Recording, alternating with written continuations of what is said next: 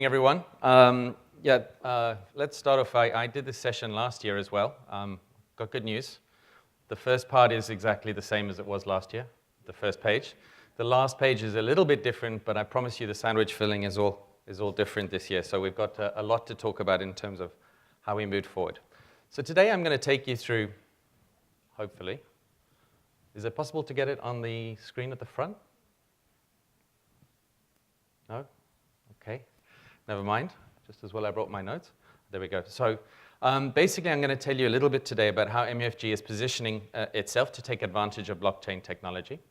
We're going to talk about how MUFG is utilizing blockchain to improve services for corporate and retail customers, which is very important to be actually delivering services using this technology, and the potential challenges with blockchain adoption and our implementation approach, how we're tackling those to minimize the risk from this new technology. So we're going to start off again. Sorry, let me click through. Let me start off and talk a little about what we call MUFG reimagining strategy. So I don't know how many of you know much about our bank. We're not in the retail space in this region, so many people aren't familiar with us. But globally, as a Japanese bank, actually we have a tradition or a name as being relatively conservative. In fact, this talk today is Embracing Innovation for Change. When I mentioned it to some of my colleagues, that title, they said, don't you mean embracing innovation for a change? Which was a bit harsh, I thought.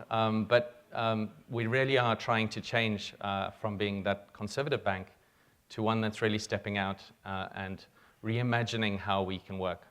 And so part of our reimagining strategy we announced last year in May, we have 4 pillars to change our bank, actually. We were Bank of Tokyo Mitsubishi UFJ up until the end of March this year, and we've changed our name to MUFG Bank. It's part of the strategy for changing our image and bringing together kind of our group of companies. But one of the 4 tiers, or one of the 4 pillars that we're focused on is business transformation through the use of digital technology. The idea, very simple. We want to do 3 things with this: improve customer convenience, business process reengineering, change how our processes work, and reform customer interface channels domestically and globally using the technologies that are available today that weren't available yesterday. So it breaks down into 3 things. Again, we see this as 3 things that we can do. One is to improve. So improvements based on existing processes, not terribly exciting, but we can apply blockchain in this space. Maybe not hugely efficient. We already have systems that can do this. The next is reform. So reforming our business models using technologies that are available. So these are, real change the bank stuff, building on what we already have. But the most interesting one for us is the disruption. So leveraging innovations and unconventional thinking to do new things. And we typically see the blockchain kind of area in this space. This is really where we want to get involved in the disruption. But that's also challenging for us. We're, again, we'll come back to a conservative bank. We've got a business to run. And we have to step into it relatively carefully. And so the approach we do is we get ourselves involved in POCs globally with the aim of contributing to advances in financial services. That's our kind of core space, so that's where we should focus. And specifically, we're focused at areas of settlement services using blockchain technologies. This is kind of the sweet spot where we want to focus. So there are other use cases, and we'll touch on some of those today. But really, it's about settlement services we see as the kind of key area we want to build on. So I'm just going to tell you a little bit about our kind of global coverage of blockchain projects. We look at it in 3 areas. Japanese domestic projects, a big focus area for us, more than 40 million customers in our kind of home market. Intra-regional projects that we're doing in regions around the world. And then the global projects, the ones that will really change kind of our global networks, so we can focus in 3 areas. Also, we look at a kind of spectrum of how these are arranged from central bank through interbank, corporate, and retail. And we want to touch on all those spaces in different places because we believe there are benefits to be gained in all of these areas. So let's look at the Japanese domestic ones. First of all, Japanese Bankers Association, we've been involved in POC of interbank settlement, which is very important for banks, for wholesale banks. Again, collaboration is very key for any blockchain network. And particularly among the 3 mega banks in Japan have been working very closely to develop things like KYC shared ledgers and P2P transfers between people using things that, here in Singapore, we have Pay Now, paying people using phone numbers and so on. We tried it using blockchain with mobile numbers and social network IDs as well. And then I'm going to talk quite a bit today about MUFG Coin, which is our bank's virtual currency, a little experiment that we're trying, which is quite exciting, and we think has a lot of kind of room to grow and develop and really offer some real value. Intra-regional projects, let's look at those. So we've had quite a few of these focused here in Singapore, so I'm going to talk about those. Project Uben, the POC of interbank settlement, working with MAS and a number of other people in this room. Digital checks we tried out, working with Hitachi for the last few years. A really nice concept to see how we could get rid of paper. Actually, we finished that project. We're not going to move forward with it. It's a good example of something that we tried and didn't find that there was a good space for it to grow in this market. And Chain in the US, testing digital promissory notes, building on Chain, which we've invested in as an equity partner. And then shared KYC ledger. Again, I'll touch on that. And then if we move to the kind of global projects that we're involved in, utility settlement coin, again, a number of banks involved in this. Ripple, I'll talk quite a bit about today. We see as very important for us in terms of how to reduce kind of international fund transfers, make them cheaper, and make it more efficient to manage liquidity for our bank and all of our partners. And digital trade as well. So POC of digital trade between Singapore and Japan we'll touch on as well. So we're doing a lot of projects. This is a smattering of them. It's not everything. There's plenty more, some that I can't talk about today. But the key thing is that we are covering kind of all our markets and top to bottom in all sorts of spaces, trying to see if we can find the right place where blockchain really applies and has a strong need or can contribute strongly to building our business and making us as a bank more efficient and delivering services to our customers, coming back to our strategy to achieve business transformation through digital technology. So how did we build it up? So when we look at how the technology evolved, effectively, we start at the beginning. We see the establishment of a basic technology with the launch of Bitcoin originally, and people then started to develop, and we saw, figured out how to share this technology amongst us. And then we see banks and businesses forming alliances and establishing consortiums amongst them. And so we decided, based on this, our strategy, again, coming back to the way we're driving our initiatives, is to participate in those POCs, working with other people, never alone, at home and abroad with the aim of contributing to advances in financial services. So this really sums up everything I discussed on the page before. So how did we build it?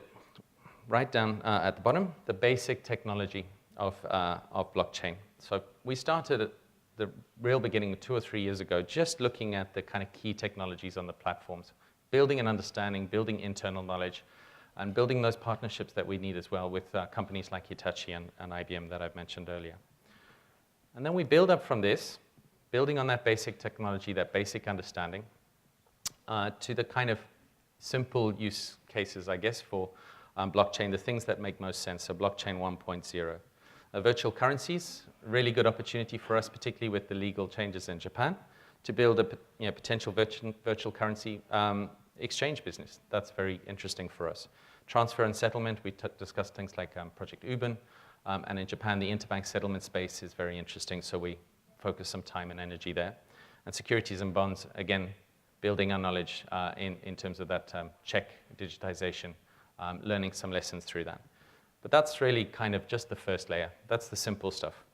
And then when we go beyond that, we get into the contract management and start of contracts. So we also tried a number of POCs looking at how we manage contracts.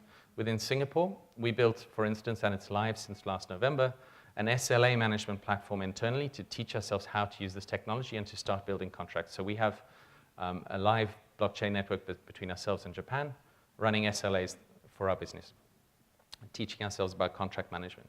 And know your customer, the other important area, not just being able to manage contracts, but understand who people are, what they are, so being able to validate people. And then we can get to the next tier of this, which is the kind of really important stuff, the trade finance type of industry, and looking to create efficiency, speed, and accuracy through processes using that smart contract knowledge we built. And then in terms of supply chain, tying it all together, especially disparate blockchains or different pieces of the puzzle and making them work together. Because we have a few places where actually we have to tie together non-blockchain networks and blockchain together. And a good example of those, or particularly of that one, is one that we announced in December last year, working with NTT Data, one of our partners in Japan, with a very big blockchain network for trade finance, and the NTP project, the National Trade Platform that's being built here. That's a non-blockchain network. And so through the first quarter of this year, we worked very closely together to build kind of an international trade flow between these two systems, connecting up the NTP platform here with the blockchain network in Japan. Again, for us as a business, it really fosters greater trade and supply chain integration across the two regions, which is fundamentally what we're trying to build. So we're trying to build new networks on top of this technology and learn the lessons so that we can ultimately make this real. Let's move forward. Another one achieved last year, again in partnership with OCBC Bank, HSBC, and MUFG, together with Infocom Media Development Authority. A proof of concept, the first one for the industry here in Singapore. Again, the partnership's really, really important for us. But this one's not focused on financial services specifically, or that funds transfer, but building our understanding of how to identify people and make sure that we're dealing with the right kind of people, especially for us as a bank, highly regulated market. We have to be very careful, particularly of things like AML risks. So this is a key area for us to understand, and we think that blockchain technology in particular makes a lot of sense in this area. And then moving on to the next one was Project Ubin. So again, a really great example of collaboration, building fantastic partnerships with a great number of organizations, technology vendors and banks, and a central bank as well. Really good outcome, I think, from this for many people, especially as we were able to build 3 different solutions to real-time gross settlement, replicating the MEPS Plus RTGS system here in Singapore, but built on 3 different blockchain platforms as well. So all of the members could learn from each other again about how these platforms work, the good and bad bits about each of them, and we could contribute positively together to learn those lessons and take something away and build further on it. Okay, let me talk a little bit about Ripple. So a little bit more detail for us. MUFG has a unique position in the Japanese banking society as being the only member, or Japanese member, that's joined both the kind of global RippleNet Advisory Board, which consists of 7 members, and the Japanese consortium that's looking specifically at how Ripple can be used in the Japanese domestic market to provide greater efficiency to the payment network there. Specifically at home, we're acting as a kind of liaison for that Japanese group to the kind of mothership, the RippleNet Advisory Board, and we're helping to build the business rules for the domestic network in Japan. It's really exciting. This is actually the same slide as I had last year. Slightly different because last year it was in Japanese, this year it's in English. But let me talk a little bit more about how we're using this and why it's important to us. You might be asking, why does this really matter to us as a bank? Well, we operate in more than 50 countries as a bank around the world. So more than 50 countries have branches and operations, and we have to move money between all of those operations every day, and significant amounts of money. We've got a number of multinational corporates that operate across all of those, so there are huge liquidity flows occurring every day. Today, for many of us, we may have to go through kind of SWIFT and incur charges. Many intermediary banks are part of that. And typically an SLA for fund transfer movements is between 1 and 3 days. Using technologies such as Ripple, we can get that down to something like 30 seconds, which is significantly different and at a cheaper cost as well. So it's not just the time saving, but the cost as well in terms of moving money between our branches, between our different countries within our network. That's really important to us. We have solutions to do this today, of course, but we're always looking at how we can kind of bring them up to date, make them more efficient, more effective, because by reducing the kind of operating costs for a bank, we can reduce our costs, compete more effectively in the market. So this is a really important use case for us. Ripple's one of the solutions that we're considering, not the only one, but one that works. We haven't quite built this yet. The next one that I'm going to talk about is also a kind of use case. We don't just have our branches. We also have a number of group companies. So Krungsri, 5th largest bank in Thailand, I'm going to talk a little bit about them in a second. Danamon Bank in Indonesia, Security Bank in the Philippines, and so on. These partner banks are also part of our network. And actually, how we move liquidity between us effectively as a group of banks is also important to us. So we're looking at how to leverage blockchain again to be more efficient in this area. And then let's move along and take a look more specifically at Krungsri. So Krungsri, I mentioned, is a partner bank for us, a kind of part of our company. MUFG owns around 76% of this Thai bank. It's the 5th largest Thai bank, and Pat, I think, is in the audience here. Hi, Pat. She's very involved in what I'm going to talk about today, so if you want more detail, I'm sure she'd be happy to speak with you. But they've been really leading leading the charge in terms of Ripple implementation within our group. And already last year in September, they completed their first successful interledger payment using Ripple with a large petrochemical company. And they also won a fairly prestigious award, the most innovative emerging digital technology project at the Asset AAA Digital Awards last year for this. So they really are moving ahead, doing it for real, and leading the charge.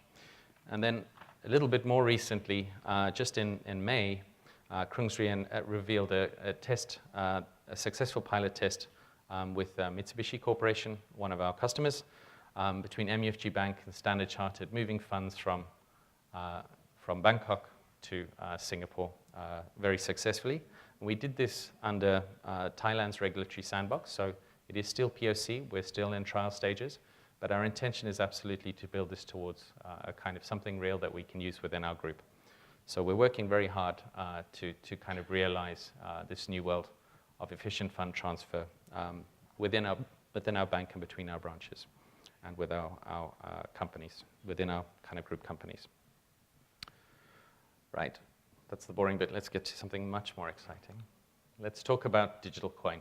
So we've heard about virtual currencies. Maybe we're one of those 1,500 that are there. But we think that there are lots of issues that exist with virtual currencies that make it difficult to be used for daily payment, so day-to-day payment like we use cash. MUFG Coin was created to solve these problems.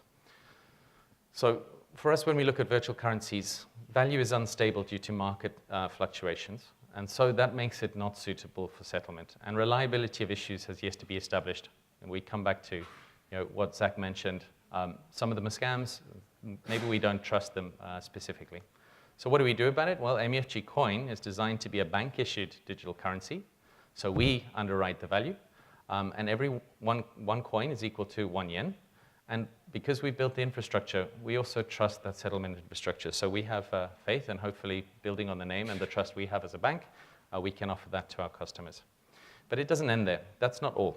The coin doesn't just solve existing problems. It also has excellent potential for the creation of value-added services. So these are those things that we can't do today that we want to do with the coin. This makes a real difference. Of course, there's the user experience, the convenient purchase on your phone. Of course, you can have a wallet on almost anything, so maybe that's not so different from cash. However, for a bank as well, cash moving cost, the logistics, it's really an important part of, or a very costly part of how we operate today. Getting cash to cash machines and getting it to counters, bringing people into banks is quite an amazing overhead. And so we really want to see how we can reduce those cash handling costs and reduce our bottom line. And then new development opportunities as well. Through the utilization of data, we can gain many insights by having that kind of data within our network, being able to use it to offer great new services to our customers. So in the retail space, this works really well. So what are we doing with it? What's live now? Well, we launched this a year ago internally for our staff, about 100, 150 people last year. It's been running for over a year now. We've got more than 1,500 users. We intend to get it out to around 40,000 people across our organization by the end of this year or early next year. It runs on a mobile phone, Android or iOS, for our bank staff. And we are in discussions with the FSA in Japan to be able to figure out how we can release this live. How are we using it inside the bank? Well, there's a few ways. The mobile app itself for person-to-person payment, that's fine, and splitting bills, going Dutch. That's fairly popular, so if you go out to lunch with your colleagues, it's very easy. We can do that, I guess, with things today. This photograph I took being bought a coffee at one of our canteens in Tokyo. where our staff are now using this to pay for services at our kind of in-bank stores and in our canteens, so buying their day-to-day coffee. A very convenient way for us to operate. And then MUFG Go. This is a little bit more exciting. We ran a trial for a month using Amazon recognition, so you take something out of the fridge, it recognizes it and figures it out, so nicely integrating the kind of APIs integration, and then you go and pay with your MUFG coin. This is a really interesting place to start getting that IoT type world integrated with our digital coin as well. Then lots of other areas that we see we can build here, and we really expect to build a new payment platform on this. Membership, privilege and settlement services, so points and coupons issued in MUFG Coin or furnished in MUFG Coin. And we believe this can bring highly efficient branch operations and more sophisticated marketing, as I mentioned, using the data that we get, particularly in the B2C space. Streamline supply chain for our corporate customers, integrate the management of transactions and reconciliation, effectively get rid of the reconciliation cost that they have today, and enhanced efficiency of intergroup transactions for our multinational corporates, again, in how they work within their group companies to transfer funds between them. So we think there's a lot of potential in the B2B space.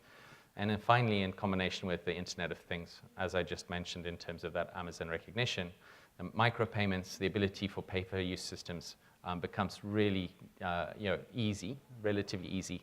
The key thing is that the cost per transaction is very low, so low that it almost doesn't matter. Because we're running the entire infrastructure, the costs can be contained. We're not paying any third-party service providers or intermediaries. So it becomes a very easy way or a very cost-effective way to run. But we can't think of everything. And for that reason, we also ran a hackathon earlier this year to see what people could bring and build on top of this digital currency. We run hackathons every year for about the last 3 or 4 years.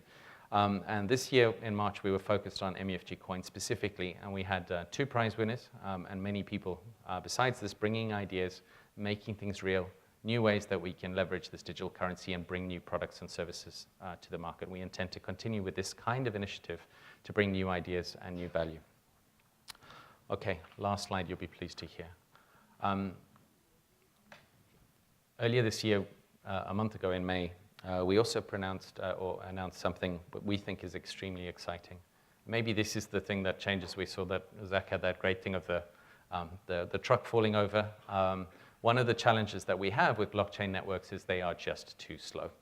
And so we need a platform that is capable of handling transactions in less than 2 seconds in terms of latency and processing more than 1 million transactions a second. If it's ever going to be used, for instance, as a background or an infrastructure to support things like our credit card business, we need something that really is robust and capable.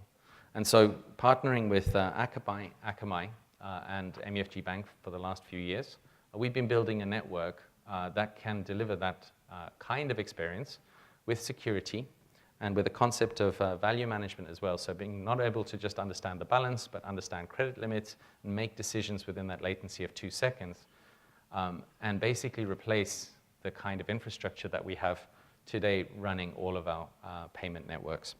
And so also capable of integrating with the really high volumes that will come from the Internet of Things and pay-per-use systems that we see developing and growing in the market today. This will be launched, our plan to have it live in the market in Japan. It is specifically focused at domestic Japan. It will be live in the first half of 2020, and we think that this is the real game changer and will fundamentally change how blockchain is being used in public, in the wild. Okay, quick conclusion, just to run through the key points. The potential for blockchain continues to grow. We don't see this diminishing at all, and we think it's getting stronger and stronger as the technology matures. Financial services, particularly for us, we think is a sweet spot for this. It works really well to fit our use cases and what we're trying to do. It enables value-added services that go beyond what we can do with today's technology. That's the thing that makes it different from what we can do today. And it can do or create those services with minimal cost. And that makes it really special. We still think that there's a lot of importance to learning by doing. This is still a new area. There's still lots to learn. Every time we do a new project, we learn something new. So learning by doing is absolutely key. You have to try. You have to fail sometimes, but it's the only way to move forward. And then we think that the best way to do this is to participate in POCs and to group up with other people. Again, we can't do it alone because collaboration within an ecosystem is essential. And we've seen that and learned that from so many projects that we've achieved, not just collaboration with Akamai I mentioned, but things like Project Uben. In fact, almost all of our blockchain projects around the world are only successful when they're done in collaboration with partners and through open exchange. That makes all the difference. And with that, I'll finish up. Questions, questions, questions. Please say your name and where you're from and ask the question, please. Thanks for that. I'm Sophie Mathur. I'm from Linklaters. I was very intrigued by the MUFG coin. How do you issue them to your employees? Do they get a portion of their salary? And how does it work? We don't issue them. I don't know if I can see on this page. It's all in Japanese, I'm afraid. But here, basically, there are two options. I can't point with this thing, can I? There are two options, but basically one is to buy, so move into coins, so you can take from your kind of normal wallet and buy coins exactly like you would today, and then, of course, transfer them back at any time. So today, we don't issue them as salary. We have thought about those kind of options, but we haven't got that far yet. We're still building and understanding. Running your own digital currency is not that easy. And there are lots of things to learn, so we have been taking it slowly.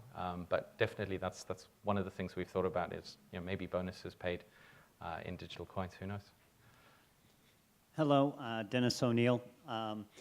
How quickly does the coins settle, and how many transactions are you currently able to settle per second? I don't know how much I can say. I know that they've tested up to more than 1,000 transactions a second. So that's been validated already, but that's not enough from our perspective. We know that that's going to be a limit, and the settlement is instant. Oh, it's instant. Yeah. Okay. Is that, I mean, that's within 1 or 2 seconds? Is that what you're saying? Absolutely. Okay. Yeah.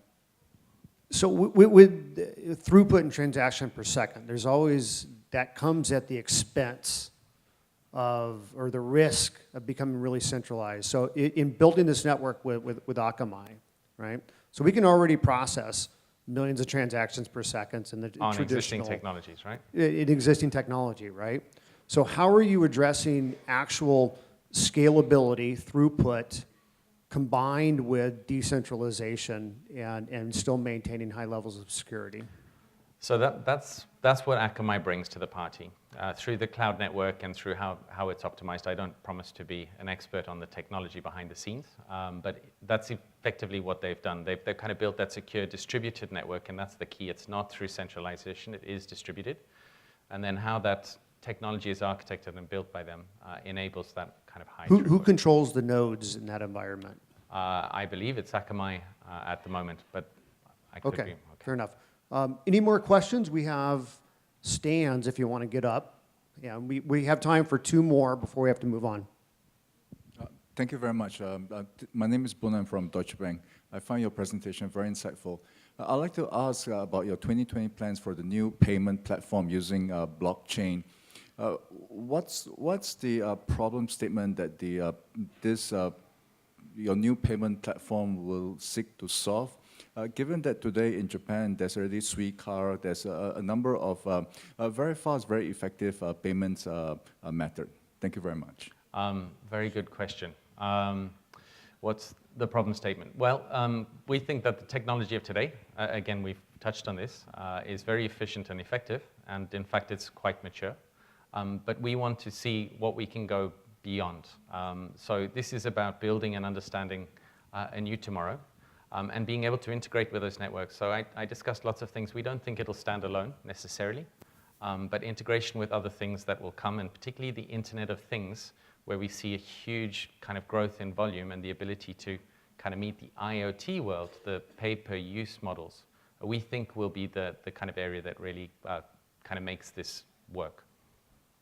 I don't know if that answers, but.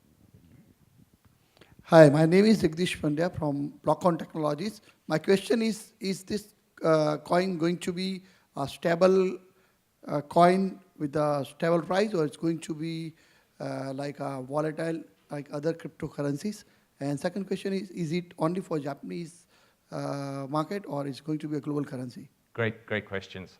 It's stable, so we underwrite the price. So it's one MUFG coin equals 1 yen. So that's stable. It's fixed, which means it won't fluctuate. Today it is for the Japanese market, but we're really keen to be able to take it beyond the borders of Japan. But that's part of a challenge for us of thinking about how we can do that. Man, I am so impressed. 9 o'clock in the morning in Singapore, hammering away at Mike. Why do you actually need the blockchain? It's a good question, Right? though, right? I mean, I said you have to, what can it do that you already can't do with it today? So I think a big round of applause for Mike. Thank you. Thank you, Mike. All right, so next up,